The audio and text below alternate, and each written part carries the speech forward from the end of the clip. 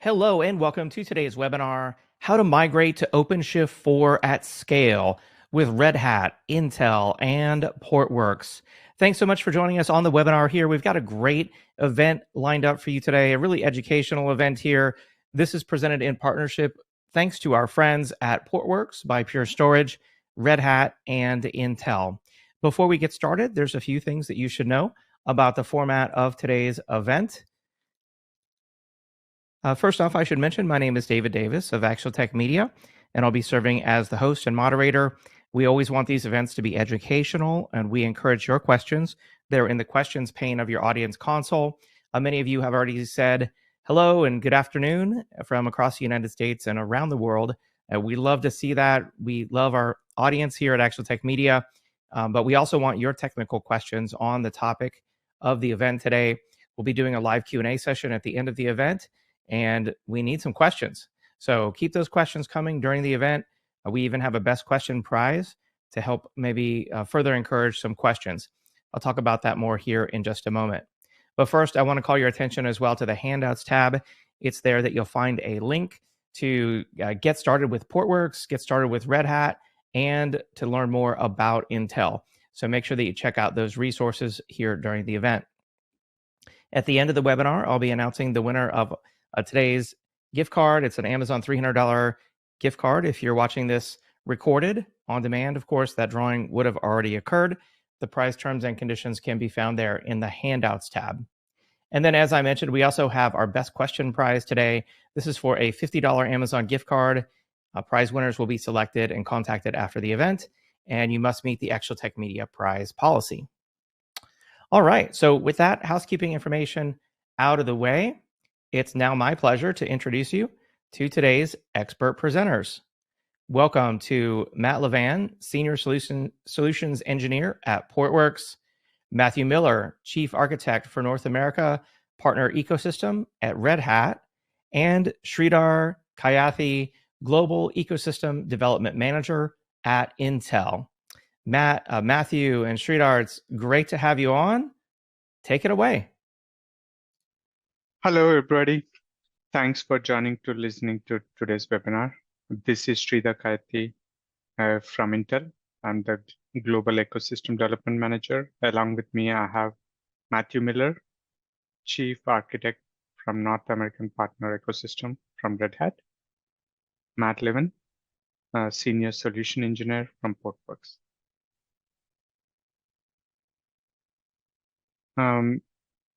Together, Red Hat and Intel has been collaborating, building, and executing for the last 25 plus years to create a software-defined and silicon-enhanced to help our customers with the digital transformation.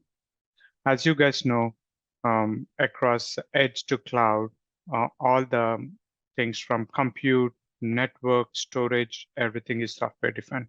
That's where we have been collaborating to make it seamless for customer deployments. And as you are aware, most of the hardware deployments are no more purpose-built. Instead, they are standard compute platforms are tailored for specific use cases. Red Hat and Intel have been providing the building blocks for this digital transformation from edge to cloud, hybrid to multi-cloud, across bare metal, virtual, cloud, and edge deployments, which is providing the flexibility and no vendor lock-in for our customers. Red Hat and Intel allows you to deploy your workloads where and when you need them with agility and flexibility to move them anytime, anywhere. Use hybrid and multi-cloud infrastructure for your data center deployments and organize your data and storage infrastructure to get the insights you need to maintain and control over your data. We have been working with different OEMs to create reference architectures like Dell, HP, Lenovo, Supermicro to make it easy so that we have like validated platforms to make the deployment easy.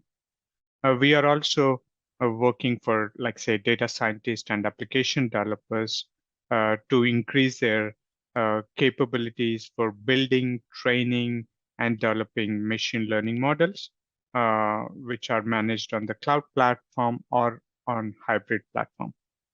This platform architecture encourages AI and ML experiments and innovations, as well as simplifying the integration into the application. Intel has been working very closely with AWS for more than 15 plus years of engineering to engineering relation, which can be reflected with our shared customer obsession and constantly iterating and listening to what Amazon and their customers and partners want and deliver those optimized solutions built on Intel customized silicon SKUs.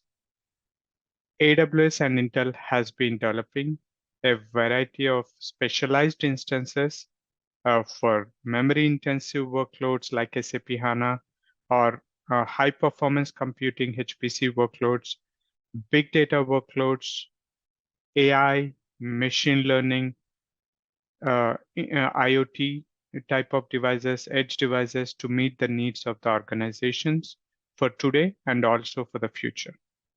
Our focus has always been on delivering cutting edge technology and delivering high performance at low cost. We have world-class supply chain that enables AWS to scale appropriately to meet the right products based on their customer demand.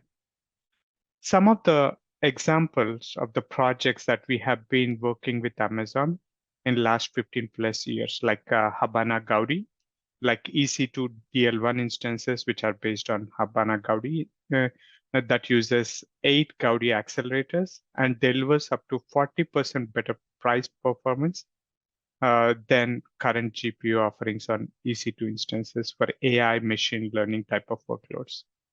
SageMaker is another example. Our engineers work with AWS to optimize their ML frameworks like MXNet, TensorFlow on Amazon.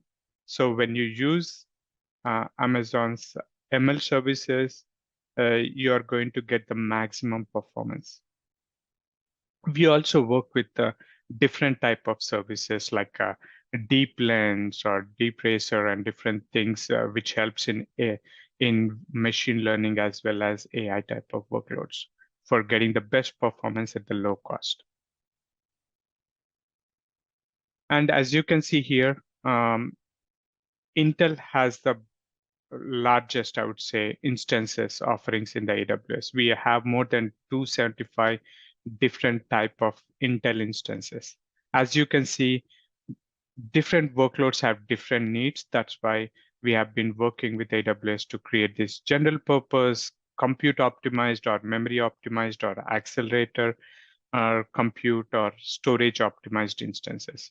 And also, as you can see, you will see on the left side like Haswell, Broadwell, Skylake, or Cascade Lake, Ice Lake, and Habana. These are all the code names for different products. Ice Lake is our latest generation, and we have recently launched during the reInvent in 2022, the EC2 instance based on R7IZ. Those are the instances that are based on 4th generation Xeon Scalable processor or codename Sapphire Rapids.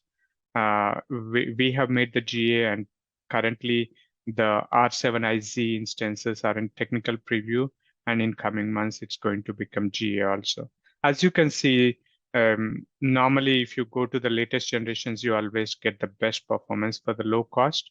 And I want to particularly highlight like Habana Gaudi instance, the DL1 instance, which is mainly designed for machine learning instances.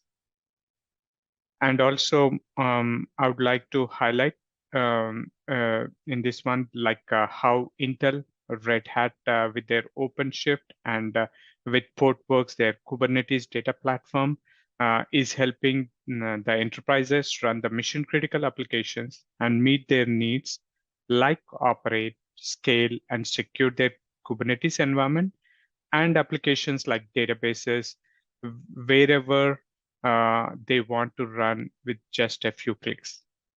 And let me hand it over to Matthew from Red Hat to talk about the next things on the OpenShift. Thank you. Hey, thanks. That really does capture the benefits of the partnership. Hello all, my name is Matthew Miller. I'm a Chief Architect supporting North America Partner Ecosystem at Red Hat. Today I get to talk to you about something truly exciting, the origins of our Red Hat OpenShift platform, which started with its first commit over 9 years ago and being the first enterprise class distribution of Kubernetes to the market. Being a CNCF certified Kubernetes really goes through and provides power to our end customers and the capability to go through and deliver containers to the edge, containers to the cloud, and containers to the data center in such a way that go through and lives across that physical, virtual, private, public, and edge devices while providing productive abstractions that make it easier to use for the end user. Next slide, please. For those of you who are still in OpenShift 3 and taking advantage of the benefit of the fact that Red Hat has an extremely long support lifecycle for going through and bringing innovative technologies forward, I wanted to just kind of provide a friendly reminder that we are in that latter part of phase 3 extended life phase with our end of life coming soon and shortly in June of 2024.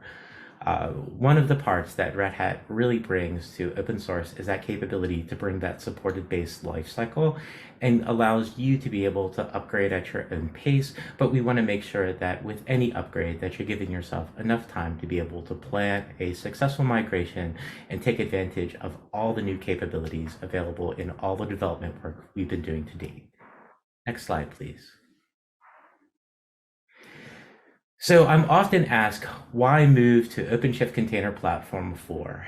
And it is an evolution in the way that containers are delivered by Red Hat, and the fact that we go through and we provide a framework so that you can not only go through and take advantage of deploying applications inside of Kubernetes, but do it on a secure underlying platform and a control plane that easily is able to deploy things like a service mesh powered by Istio, serverless capabilities powered by Knative, and all sorts of build utilities, and including new up-and-lying CI/CD technologies such as Tekton, GitOps capabilities such as Argo, with that underlying guarantee of supported based life cycles that go through and allow you to take and move towards those next out years, delivering new value to your end customer. Next slide, please. So one of the things that I'd like to go through and kind of showcase is that OpenShift does its best to maintain an alignment with all the latest features that you expect from working with Kubernetes to date. Our OpenShift 4.12 just recently announced supports Kubernetes 1.25 with all the different underlying key features that you would expect within there, being the fact that we are CNCF certified Kubernetes, but getting that support that you'd expect from a Red Hat that's going through and curating a series of other integration points so that you can go through and have an easy implementation set on top of a platform that goes beyond just Kubernetes, but brings the infrastructure together. Next slide, please. So one of the big evolutions between OpenShift 3 and OpenShift 4 is the multitude of ways that we have installation patterns for bringing our Kubernetes platform to your infrastructure, be it being full stack automation, which would go through and install OpenShift along with doing all of the underlying infrastructure provisioning necessary to bring a enterprise-based Kubernetes into your environment. One that's a pattern using pre-existing infrastructure, which is user provision infrastructure, where you bring your own host, you choose your infrastructure, and you create your own sets of flexibilities, to those who would go through and look for things like interactive connected installs, which provide guided experiences to make it simpler to go through and bring those patterns. And as you can see at the top, there's lots of different installation experiences that we've worked through so that when you go through and choose your installation platform, be it on physical, virtual, edge, public or private cloud, that the experience is eased so that you're able to go through and have that singleized control plane that feels the same across all of those different platforms that you see above. Next slide, please. Now, one of the other big updates that you'll see within OpenShift 4 is the fact that we have gone through and we have pivoted our control plane from our enterprise Linux to our enterprise Linux CoreOS. This comes from our CoreOS acquisition. Why did we go through and do this?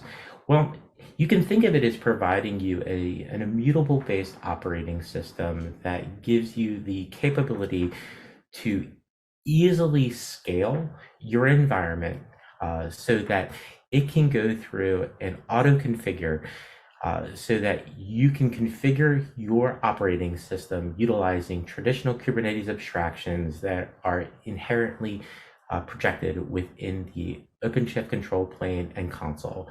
So one of the things that I like to go through and talk to is the fact that if I want that capability to grow my cluster, it is as simple as going into my machine sets, adding an additional node, and as long as implementation and integration was done with the underlying infrastructure, it will go through, roll a new CoreOS node, which is updated via operators and configured via OpenShift so that those new nodes join the cluster and provide ways for you to deploy your applications on those recently provisioned nodes without having to go through and create disparate steps to be able to get to that particular point. Next slide, please. And managing operations has become much simpler. One of the things I did talk to was this concept of the operator.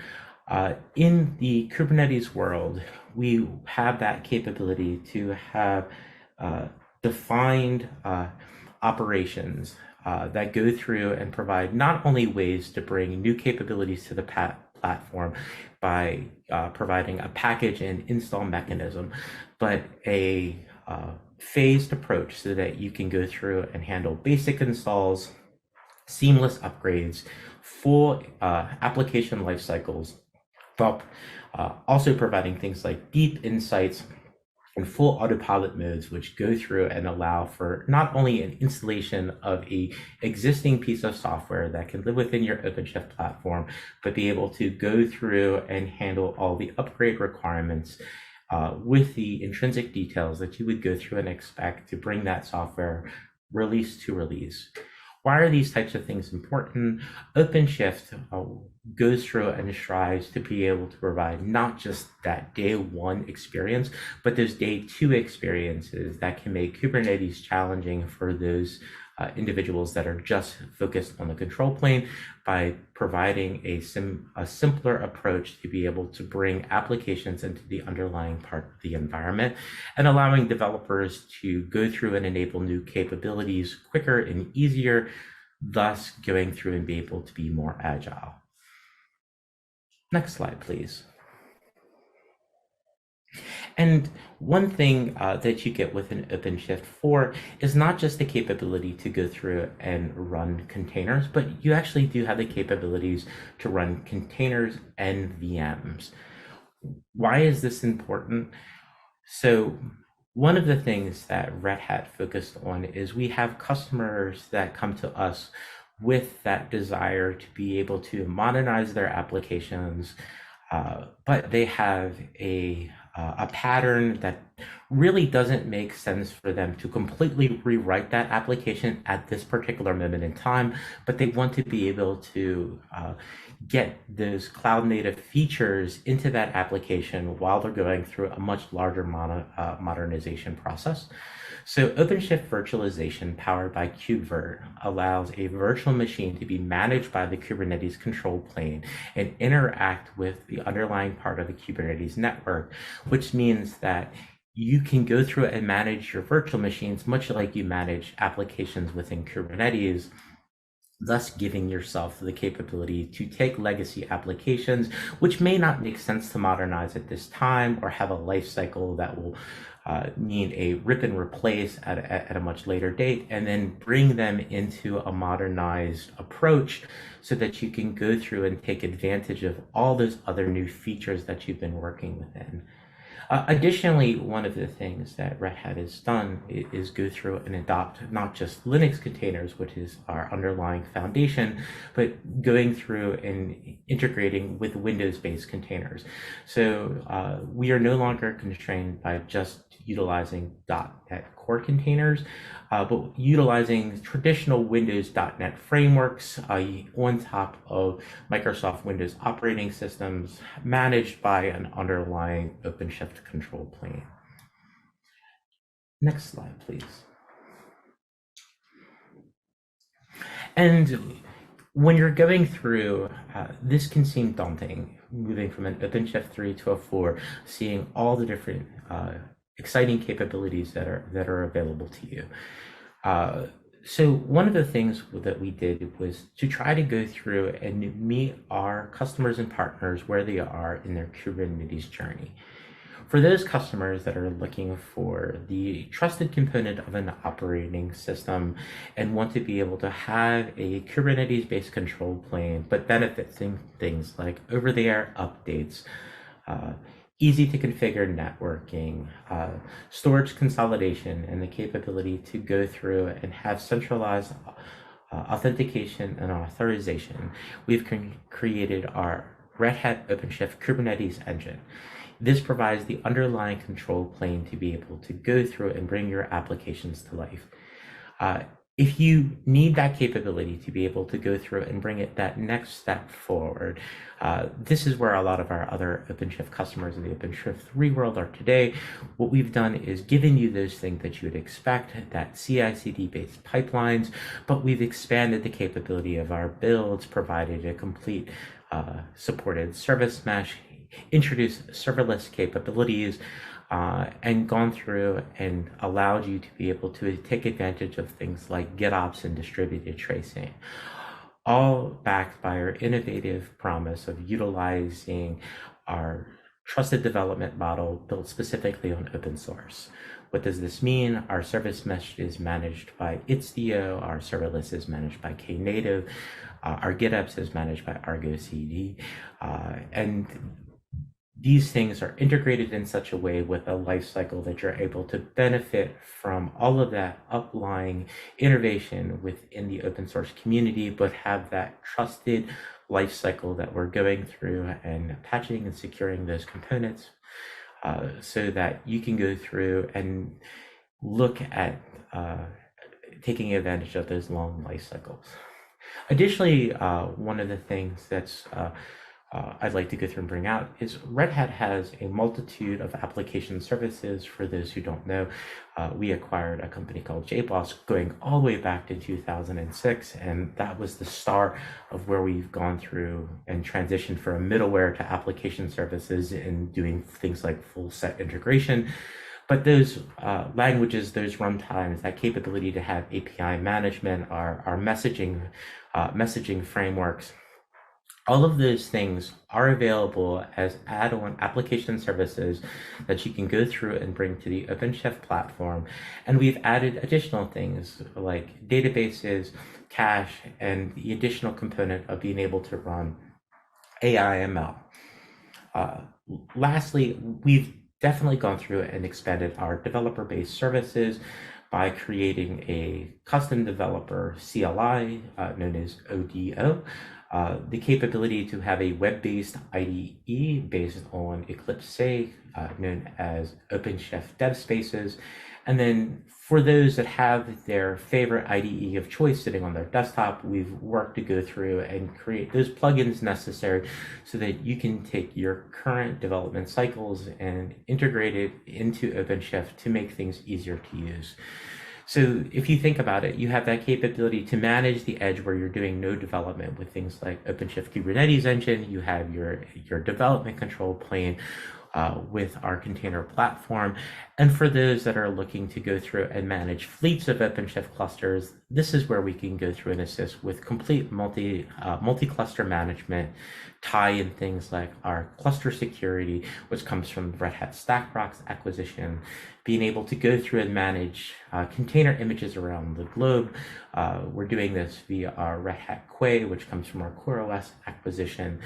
And you do have the capability to go through and utilize our data foundation, which provides a way to have a data framework that gives you software-defined storage that lives on all the underlying a multitude of the underlying infrastructure platforms, so that you're not having to go through and bring your application to a various set of underlying storage types every time you move from cloud to cloud.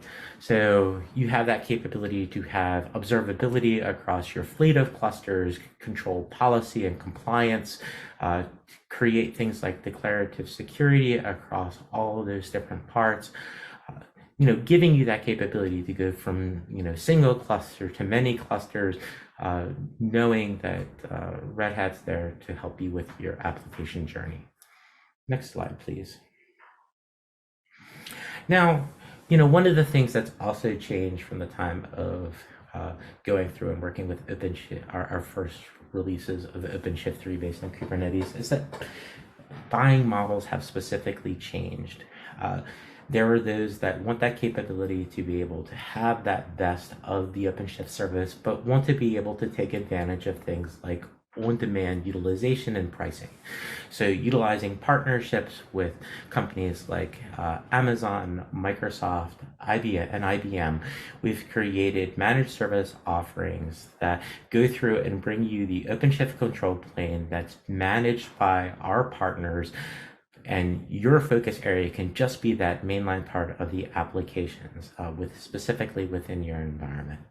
Next slide, please. And now I'd like to go through and pass it all over to Matt. Hey, thank you, Matthew. And thanks for the great introduction of why customers should be moving to OpenShift 4.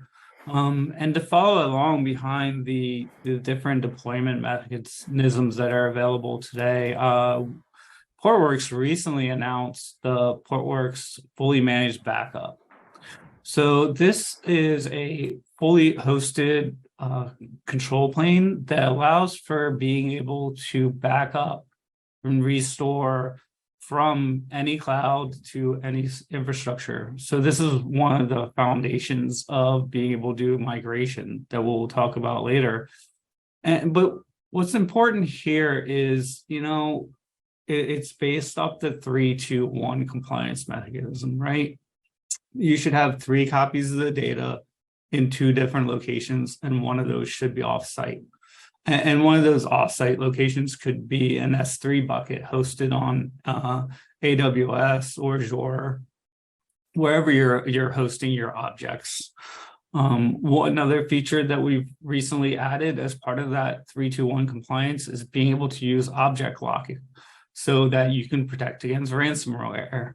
One of the ways of attacks for ransomware nowadays is to encrypt the data, but also to delete the backups, so that a company would have no choice but to pay for that ransom there. So it is very important to be able to have that immutable copy.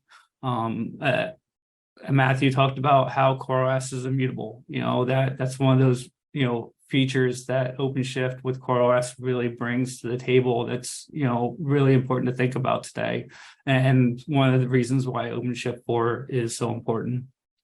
As I mentioned, being able to migrate between clouds, right? We have those fully managed services from OpenShift, whether you're running on with ROSA, or you're just running installer provision infrastructure with AWS. You'll be able to take your applications and move them around as you need.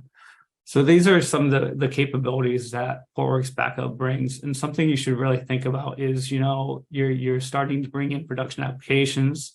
You need to be able to have secure and capable backup solutions there. And then something we just announced at KubeCon last year is going to be a fully managed service for Portworx Enterprise. Portworx Enterprise is one of the leading data management platforms available today. And really fully managed is about taking and simplifying from day 0 to day 2.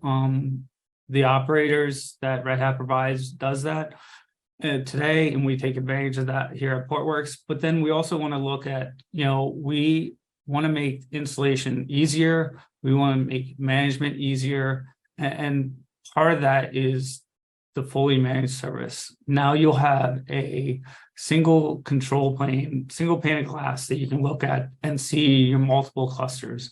You'll be able to see capacity management, any alerts, anything that needs to be looked at, and you'll be able to manage it from a single user interface. And it's really about making the day 2 operations easier, and really fully automating it, taking what operators provide and bringing it into a single location where you'll be able to see this information. You'll be able to get performance information, alerting, a lot of things that OpenShift has built in and makes available. Well, we'll bring it into a single pane of glass for you to be able to take advantage of that capability. Next slide. I will hand it back to Matthew to talk about Red Hat and the cloud marketplaces.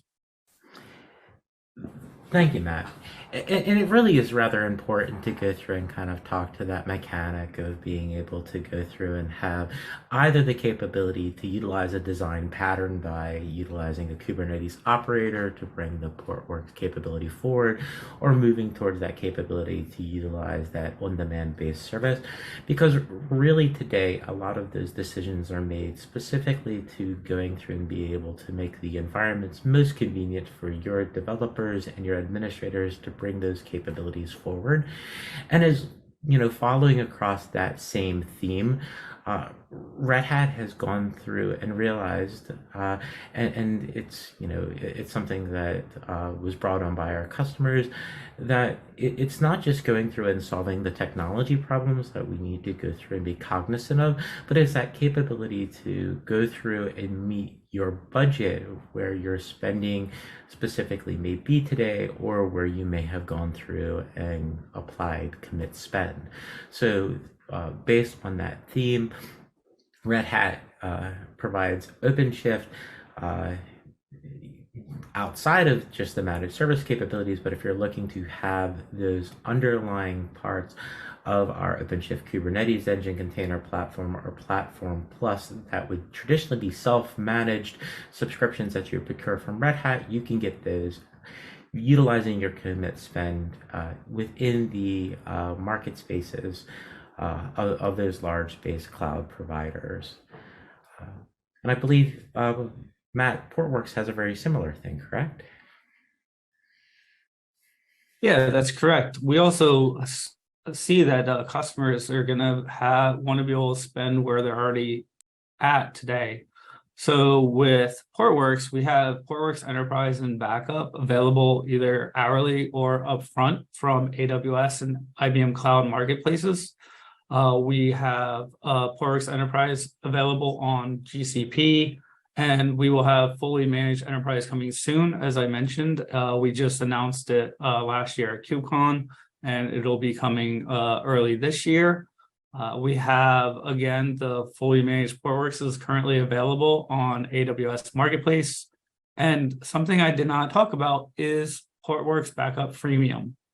This is a pretty exciting product from us. It is a free forever backup product with inclusion of 1 terabyte of backup storage. And it also includes a small cluster that you can utilize to test, validate, and see how Portworx Backup can do backup and restores. So it's something that you can sign up for today. You can go give it a try. You don't have to include any of your clusters. There's already a application and cluster available for you to go and give it a try.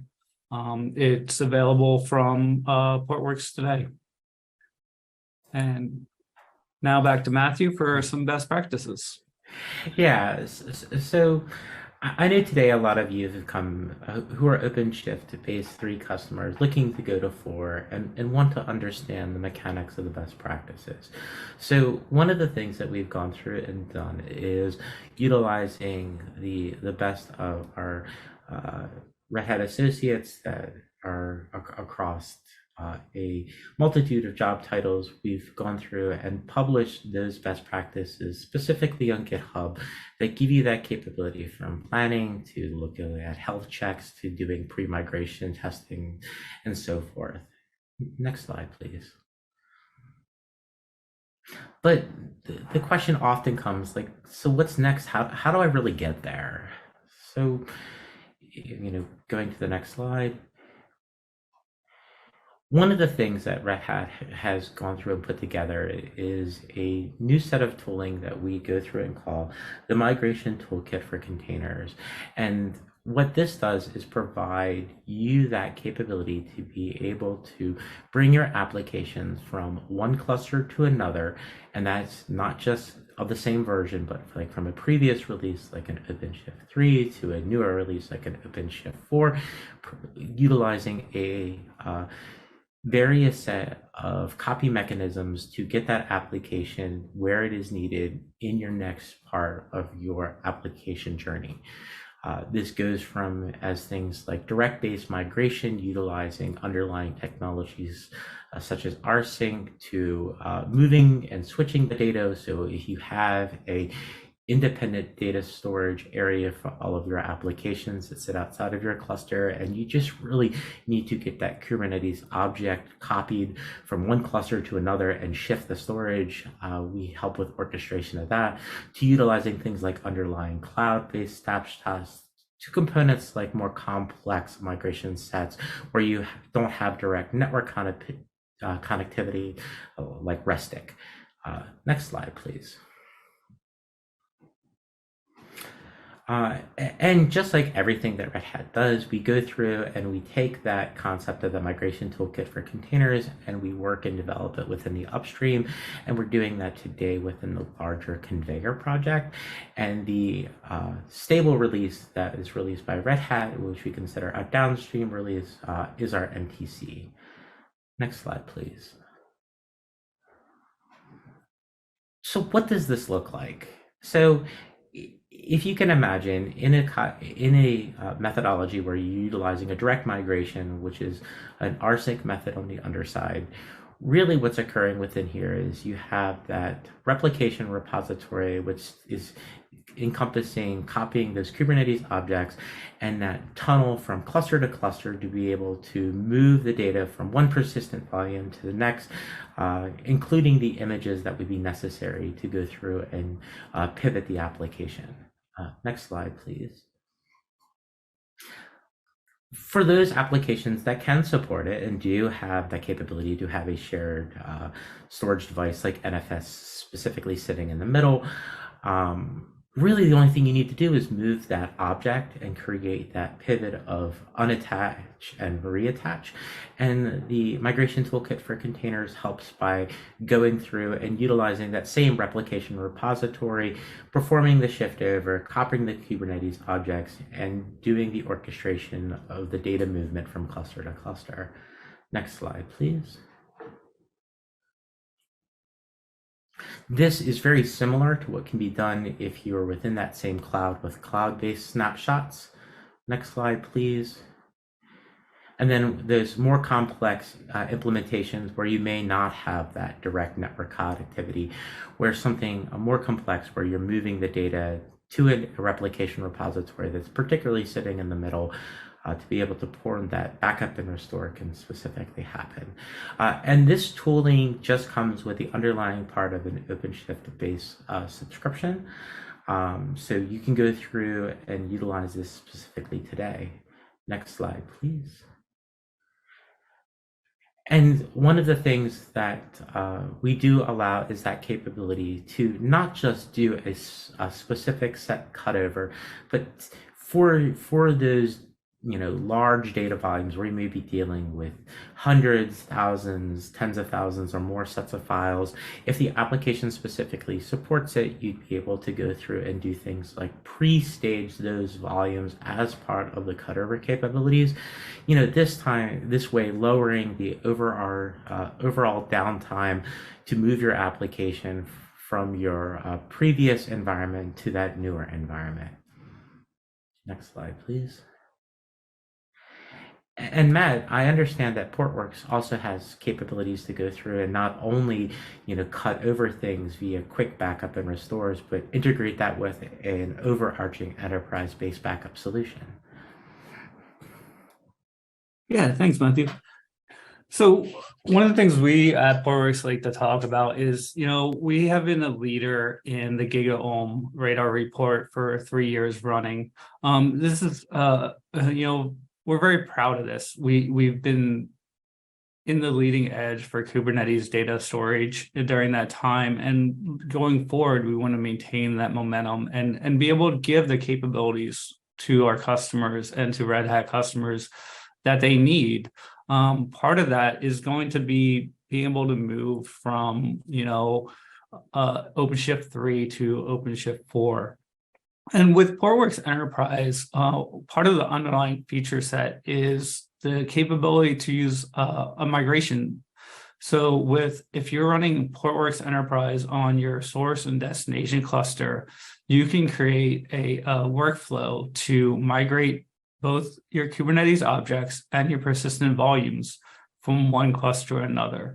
And this is a feature that is built into Portworx Enterprise and available today.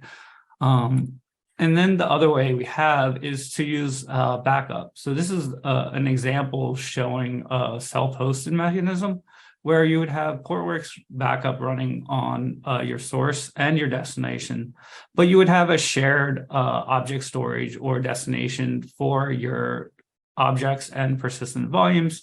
So you would just do a backup from your source and restore to your destination. But then if we look at the fully managed, now you're looking at being able to add both your source and destination to that single pane of glass and have a simple way to be able to do that backup and restore. But then when we start looking at not just the migration, right?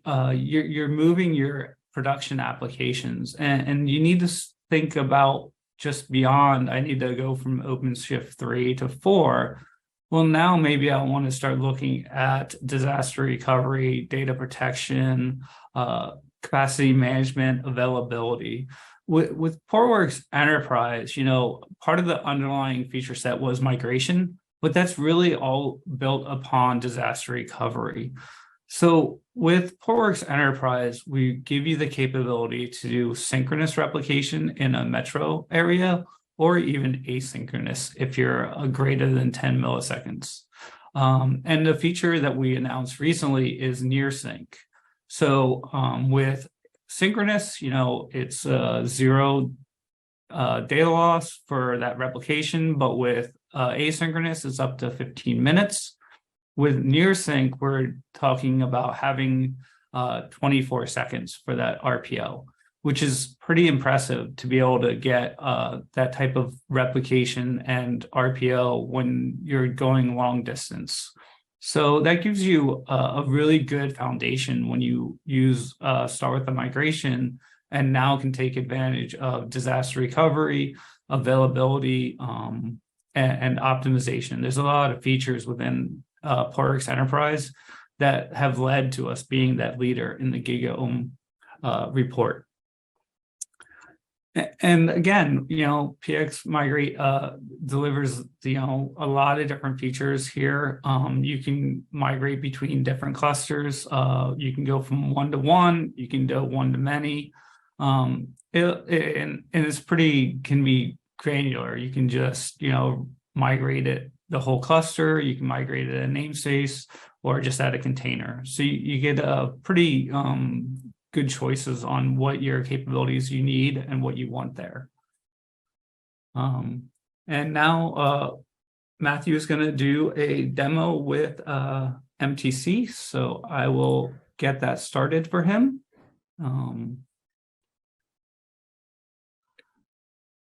Let me go full screen. Oop. Yeah, so thank you, Matt. This is our migration tool. Oh, sorry, I need to go get this back to the right thing. Here you go. Okay, here you go.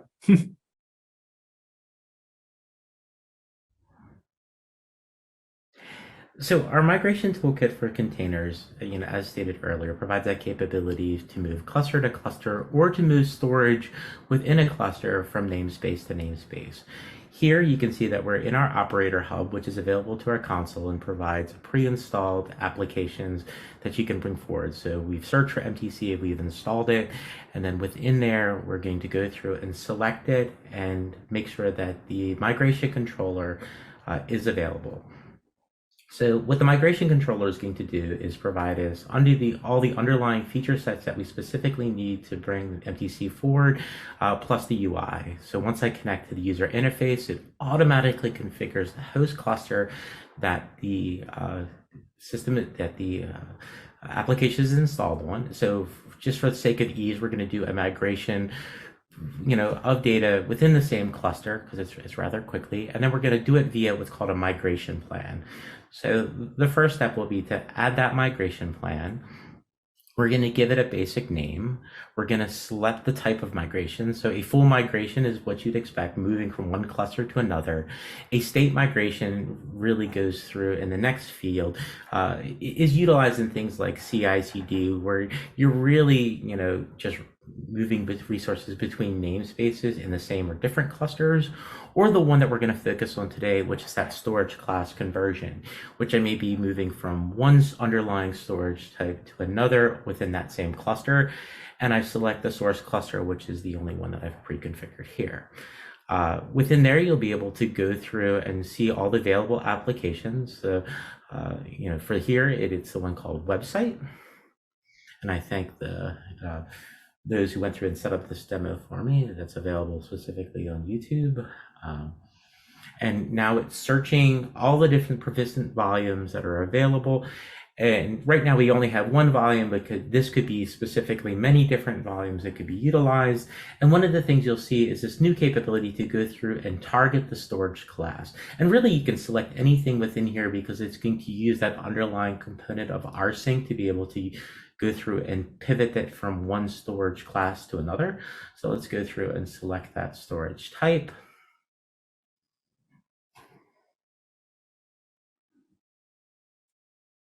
Okay. And we'll go through and we'll click next. And it's validating that migration plan and will provide us that capability to be able to go through and do an execute.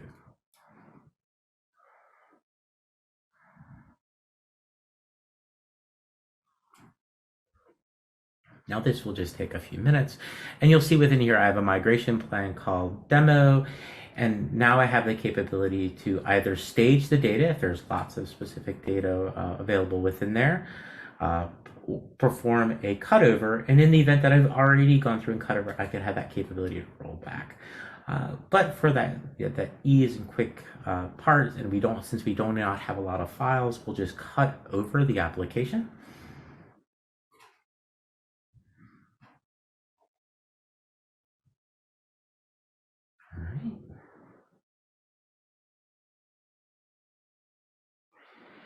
And now we have that capability to go through and click migrate. In this last state, it'll have that capability to, in the background, by clicking on it, being able to see the underlying progress of what's specifically happening as part of this cutover. And you can see right here, it's going through that mainline part of the preparation steps. Then it'll go through and do the mainline set of the stage backups. And I had that capability to describe all those underlying things that happen, or like get those deeper level logs that I may specifically need to be able to see this. And then, as you can see, the migration completed specifically successfully. And thank you for those who went through and put this demo. It is available up on YouTube today.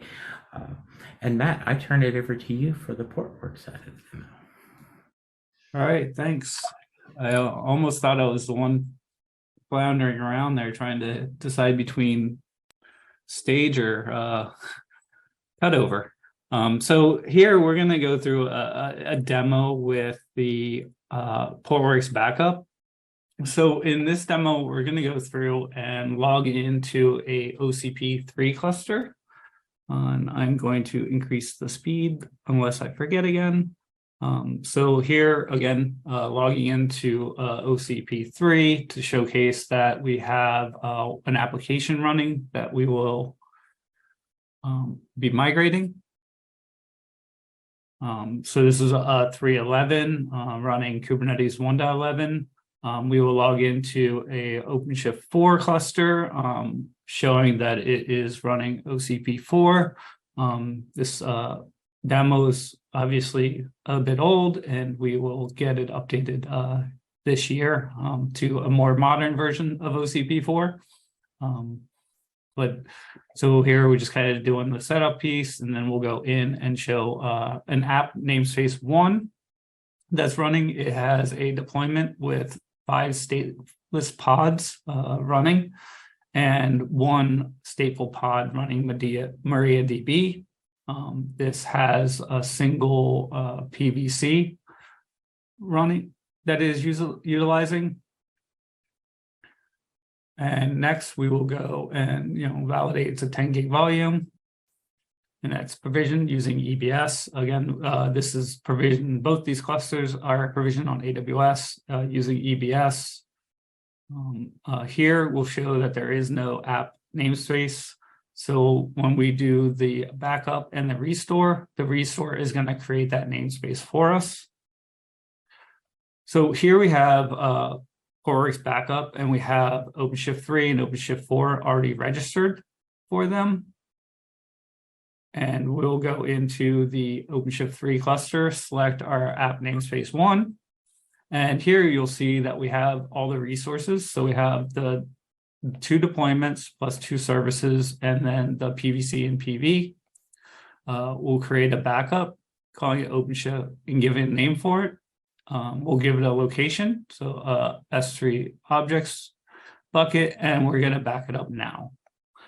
So here the backup is taking place, and once the backup completes, we'll be able to then go forward with the restore. So as you'll notice that the volume PVC has been backed up, and we will then make sure that the resources have been backed up. So again, we have those 6 resources that we showed earlier have all successfully been backed up. And we can look at details and validate that information.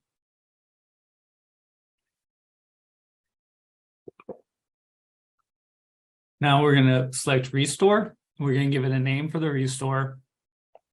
We'll select the OpenShift 4 cluster as a destination. And we're going to select replace existing resources just in case someone were to manually create that namespace in between when we were doing this. Obviously, we are doing it ourselves, so that did not occur.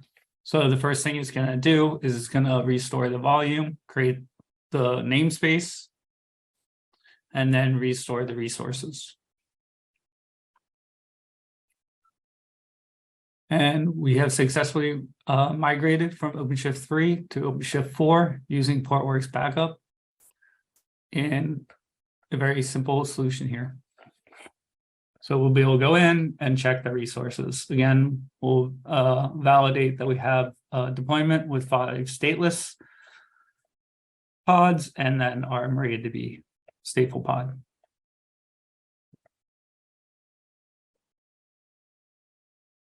So we're almost, and then just validating the pods and are all running. All right. And Matt, that's a tremendously powerful tool. It's really amazing to see it specifically in action. All right. And thank you, Matthew. That's I think awesome to see how you can use the migration toolkit in so many different ways, right? You kind of can take advantage of what's available and what's right for your migration. Yeah, and the same with the Portworx utilities. That capability to go through and bring disaster recovery to your underlying solutions is one of those things that often gets overlooked, but it is really one of those foundational components of ensuring that you have an environment that you can deem as enterprise ready. Enterprise backup is just one of those needed things, and uh, we definitely value that part within our catalog and the partnership. So thank you all for going through and meeting with us on this webinar today, and thank you for Intel for going through and kicking off the mainline part of the webinar. For those that go through and have interest, there'll be details specifically available after the webinar that'll be sent to all the participants. And for those that are interested in asking questions, please go through and put those into the chat. So thank you again, and thank you, Matt.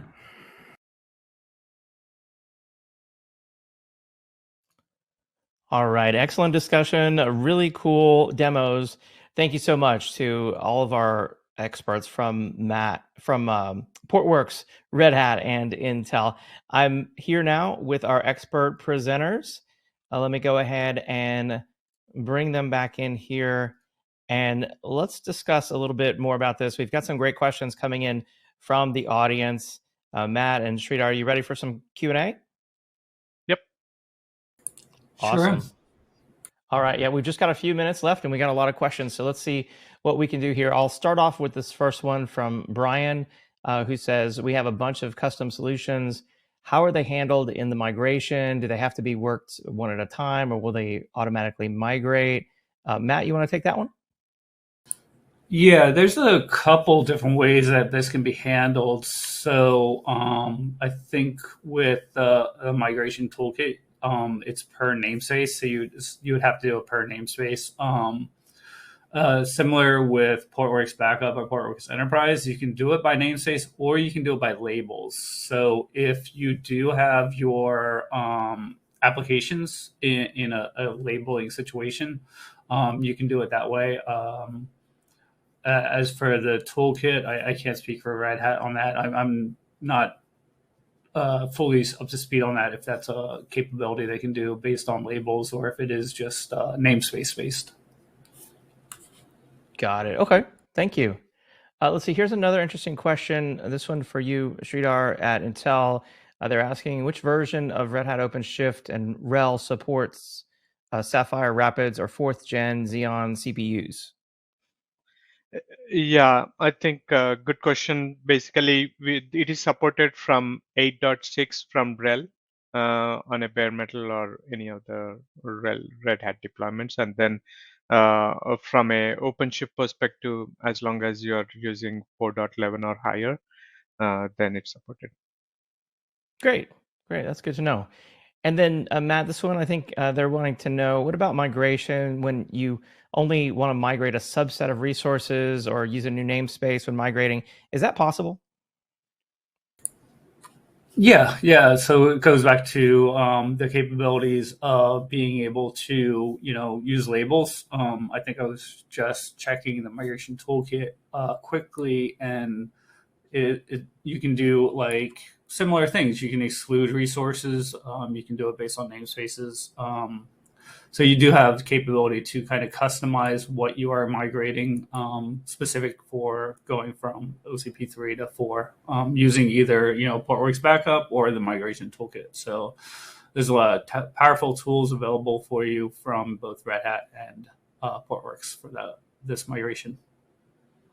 Very nice. Yeah, it sounds like it could make what could be a complex migration so much easier with all these various tools that are available for the migration process.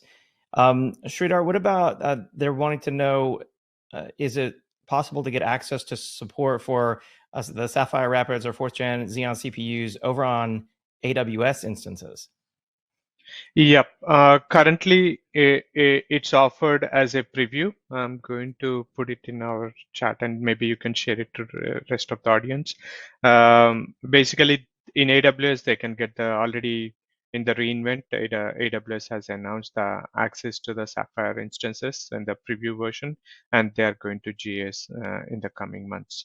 And OEMs are also going to, I think Dell has already announced, and other OEMs are also coming with the announcements. Thank you. Very nice. Yeah, I just posted that link there in the questions pane for anyone out there who wants to copy that URL. Feel free to check it out for more information. Thank you for that, Sridhar. And then this one for you, Matt. They say in addition to being able to migrate apps from OpenShift 3 to OpenShift 4, is there a capability for these products to migrate from open source Kubernetes or from other cloud vendors and platforms? Yeah, that's one of the tenets with Portworx is being agnostic, so that you can use Portworx Backup or Portworx Enterprise to do that migration, whether you are going from open source Kubernetes or another cloud provider to OpenShift 4. That capability is there for you and ready for use. Great. All right. Well, I'm afraid that's all the time we have here in our live Q&A session. Sridhar and Matt, it's been great having you on. Thank you so much. Thanks a lot for joining the webinar. Thanks. And thank you, of course, to our friends over at Portworx by Pure Storage, Red Hat, and Intel for presenting on the event today. For more information, make sure that you check out their respective web pages. They're right there in the handouts tab. You can click on each one of those and get additional information. And then before we go, I do want to announce the winner of our Amazon $300 gift card door prize. Let's see, this is going out to Patrick McHale from Ohio. Congratulations, Patrick McHale from Ohio. And we'll also be reaching out to our best question prize winner as well. Thank you to everyone who joined us on the event today. I hope that you learned a lot. Stay safe, and we'll see you next time. Take care.